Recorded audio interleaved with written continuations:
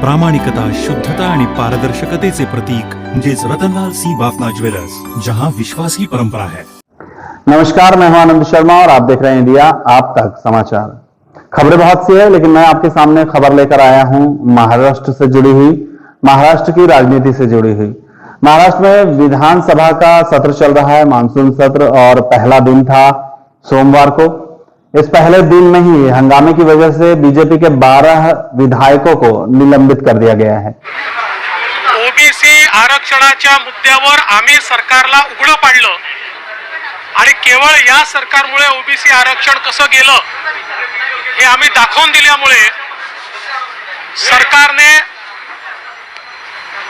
आमच्या आमदारांवर खोटे आरोप लावून 12 आमदारांना त्या ठिकाणी सस्पेंड केलेला आहे। ये जो 12 विधायक निलंबित किए गए हैं, इसमें से महाराष्ट्र के पूर्व मंत्री गिरीश महाजन भी हैं, जो जलगांव जिले से हैं। और गिरीश महाजन जो हैं, उन्होंने राजदंड खींचने का प्रयास किया, ऐसा बताया जा रहा है, और इस वजह से इन सभी का निलंबन हुआ है। इस निलंबन का बीजेपी विरोध भी कर रही है। देवेंद्र फडणवीस जो है वो विधानसभा अध्यक्ष से बार बार रिक्वेस्ट कर रहे थे कि आप इनका निलंबन मत कीजिए, लेकिन निलंबन कर दिया गया। अब राजनीति की बात अगर आती है तो राजनीति में कुछ भी हो सकता है। राजनीति में क्या कब हो जाएगा इसका कोई भरोसा नहीं रहता है। जहां तक लोगों की बात चल रही है, जब बातचीत की गई लोगों से, तो यह पता चला कि ये एक सौदेबाजी हो सकती है महाराष्ट्र की महाविकास आघाड़ी सरकार की ओर से। जैसा कि हम सभी जानते हैं कि महाराष्ट्र में विधानसभा में कुछ लोगों का चयन करने के लिए सरकार की ओर से लिस्ट दी गई है, और वो लिस्ट अभी तक पेंडिंग है राज्यपाल की ओर से।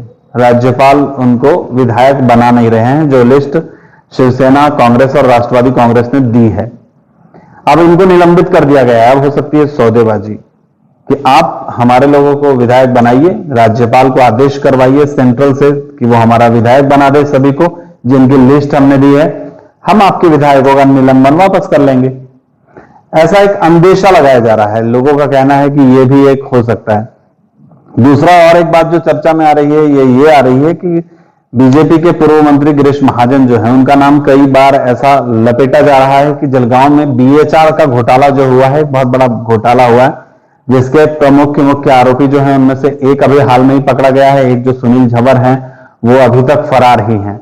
इसमें कई बार ऐसा मोड़ आया है कि लोगों का कहना रहा, लोगों को ये लगने लगा कि कहीं ना कहीं गिरीश महाजन जो है इनमें इन्वॉल्व हो जाएंगे, और निलंबन अगर जारी रहा और गिरीश महाजन का कहीं कोई नाम आता है तो इनको गिरफ्तार करना आसान हो जाएगा, क्योंकि विधायक को गिरफ्तार करना बहुत मुश्किल होता है। बहुत सारी नियम कानून होते हैं जिसको पालन करना पड़ता है, उसके बाद विधायक को गिरफ्तार किया जा सकता है। लेकिन जो हरकत अभी हुई है, बीजेपी के 12 विधायकों को निलंबित कर दिया गया है, तो ऐसे में गिरीश महाजन अगर निलंबित रहते हैं, विधायक अब नहीं है, तो इनको गिरफ्तार करना आसान हो जाएगा। बीजेपी सभी तरफ इसका विरोध कर रही है। बीजेपी ने विरोध करते हुए राज्य भर में विधानसभा अध्यक्ष का पुतला दहन करने का प्रयास शुरू किया। और जैसा कि बार बार मैं कहा करता हूं, बीजेपी तो नौटंकीबाज पार्टी है, कुछ न कुछ नौटंकी करती ही रहती है। जब उनकी गलतियां रहेगी, जब उनसे कुछ नहीं हो सकेगा, तो कुछ नौटंकी खड़ा करेगी। जैसे अभी डीजल, पेट्रोल और गैस के दाम बढ़े हुए हैं, तो उनको कान में जू नहीं जाती है, रेंगती नहीं है। लेकिन जब कांग्रेस की सरकार में थोड़े से भी रेट बढ़ते थे, तो स्मृति ईरानी जैसी एक नेता सड़क पर गैस सिलेंडर लेकर बैठ जाती थी और भी बहुत सारे नौटंकी चला करती थी। अभी फिलहाल निलंबन हुआ है, उसके खिलाफ आवाज उठाने के लिए बीजेपी की ओर से जलगांव में सरकार की अंत यात्रा निकाली गई, शव यात्रा निकाली गई। बीजेपी के जो विधानसभा अध्यक्ष हैं, उनका पुतला जलाने का प्रयास किया गया, लेकिन पुलिस वालों ने उसे पकड़ लिया, पुतला जलाने नहीं दिया। कई लोगों पर शायद जुर्म भी दर्ज होगा। जो कुछ भी हो, ये निलंबन जो है ये नहीं होना चाहिए था अगर पब्लिक की नजर से देखा जाए तो, क्योंकि बहुत दिनों के बाद, कोरोना काल में खत्म होने के बाद, कोरोना कम हुआ है, तो विधानसभा का सत्र बुलाया गया है। जनता की जो जरूरी प्रमुख चीजें हैं, जो जरूरी काम होने चाहिए, वो होने चाहिए थे। पहले ही दिन ऐसे हंगामा करना किसने सिखाया पता नहीं। किस तरीके से ये लोग राजनेता बन चुके हैं, और राजनेता बने तो सिर्फ अपने फायदे के लिए शायद, क्योंकि जनता के फायदे के लिए अगर ये लोग सोचते थे तो ऐसा हंगामा नहीं करते थे।